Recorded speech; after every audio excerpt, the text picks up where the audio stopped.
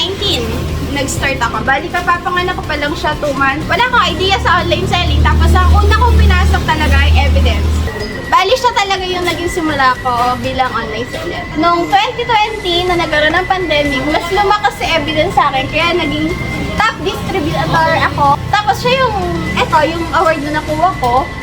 Very inspiring kasi hindi naman ako ganun kalakas. Tapos, eto ako, yay! Dahil kay Evidence, sobrang natulungan kami niyan. Lalo na, kasi nung dumating naman si Evidence, talagang nasundan na rin itong pandemic natin.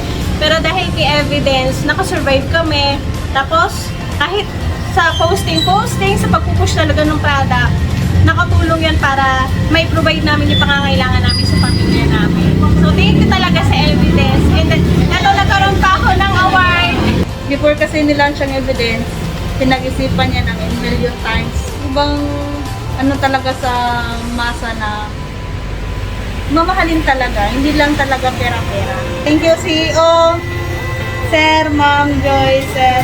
Sa Evidence, hindi ka lang kikita, may ipa-incentive pa sila tulad dito.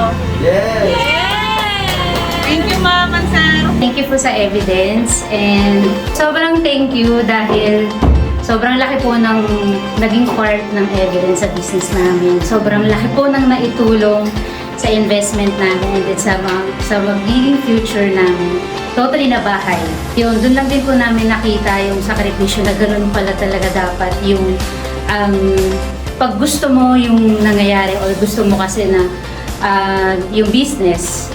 Thank you Evidence dahil dito na-discover namin sa isa't isa na magkakaroon talaga kami ng best future sa ganitong klase ng business. Lumago pa at lumago itong Evidence at dumami pa po yung mga produkto at matulungan ng mga distributor and sellers. And syempre, proven and tested po yung mga products na ginagawa po nila. Una-una po sa lahat, maraming salamat po sa Evidence, kay Ma'am Joyce, kay Sir MC po, na kauna-unahan pong nagtiwala sa akin. Itong brand na to na Evidence, yung kauna-unahang nagtiwala sa akin na brand para hawakan yung regional distributor of NCR1. Ayan po, salamat po. And syempre po, nagpapasalamat po ako sa Diyos na binigay po kayong instrumento para sa isang malaking opportunity po para sa akin. Sa totoo lang po, nung unang inalok sa akin yung position, nagdalawang isip din po ako kasi nag-doubt ako sa sarili ko na baka hindi ko kaya. Pero yung Evidence lang yung nagtiwala sa akin na hindi, sige, okay lang yan. Tutulungan ka namin. Maraming salamat sa suporta. And gusto ko lang sabihin sa Evidence na mula sa umpisa hanggang katapusan or walang katapusan, in behalf of my distributors and lahat ng mga resellers, nandito yung suporta namin para sa Evidence. Maraming salamat po sa mga prizes, sa mga pa-incentive. Malaking tulong po para sa amin yun. And God bless po and more blessings to come po para sa Evidence Company.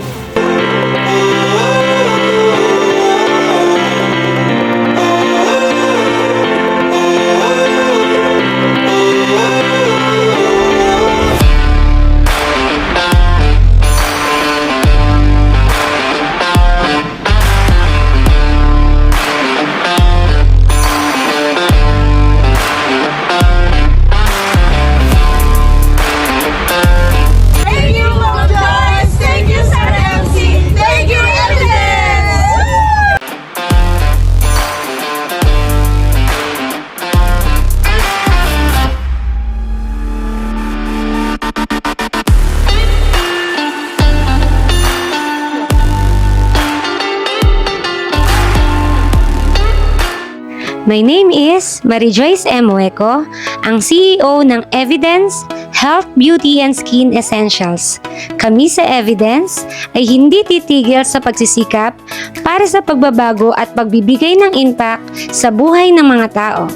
Sa bawat hakbang na ginagawa namin ay may isa kaming layunin at yun ang pagtulong sa mga tao at maging parte ng pagbabago ng kabuhayan ng kapwa nating mga Pilipino. Sa Evidence ay hindi rin kami titigil na magbigay ng mga trabaho.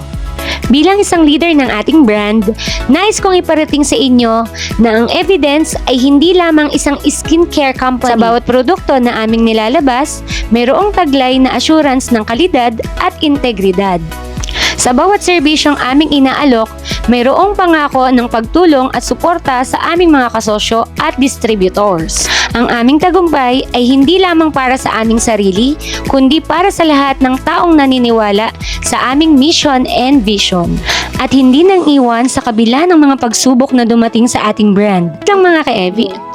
Kapit lang mga ka-Evi, malay mo ikaw naman ang susunod na magkaroon ng bahay, sasakyan at makapag-travel all over the world ng libre. Kaya naman, masaya ako mga ka-Evi dahil nakaabot tayo ng 5 years anniversary, kaya binabati ko kayong lahat ng happy 5th year anniversary sa ating lahat mga ka-Evi.